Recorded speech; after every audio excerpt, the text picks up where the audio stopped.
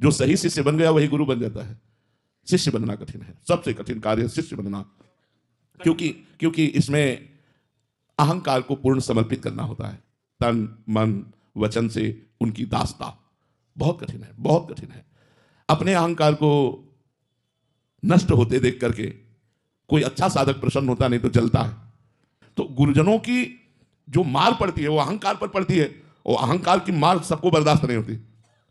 श्री नारदानंद सरस्वती जी के शिष्य विवेकानंद जी नैमिषारण्य में, अब वो युवराज से मतलब आगे के महंत बनने वाले थे, तो सज धज करके ऐसे सत्संग चल रहा था, आए, उनकी दृष्टि पड़ी, तो महापुरुष थे, उनका क्या खड़े हो जाओ, खड़े कर दिया। एक आदमी से कहा गौशाला से जाओ गोबर गीला करके लाओ, पूरी छविया भर के इसकी खोपड़ी पे रख दो, और पूरा गीला गोबर टपक टपक के पूरे सब कपड़ा लेता उनके जितने सब, बस वैसे खड़े। बाद में पूछा कैसा लगा, बोले गुरु जी कृपा है। बोले जाओ स्नान कर लो, नए वस्त्र पहन कर आ जाओ।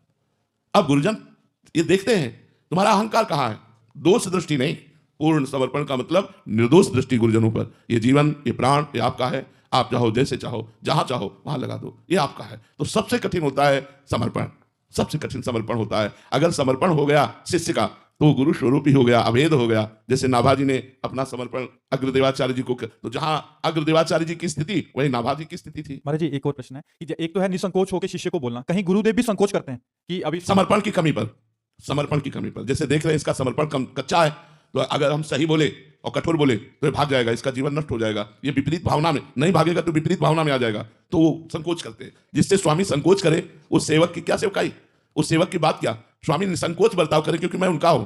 जैसे वो अपने वस्त्र का, अपनी पादुका का, अपनी शैया का, अपनी वस्तु का प्रयोग निसंकोच करते हैं, ऐसे मैं उनकी एक वस्तु हूं, वो मुझे जैसे चाहे तैसे प्रयोग करें, स्वामी संकोच न धारण करें। ये शिष्यता बहुत बड़ी बात है, शिष्यता बहुत बड़ी बात है।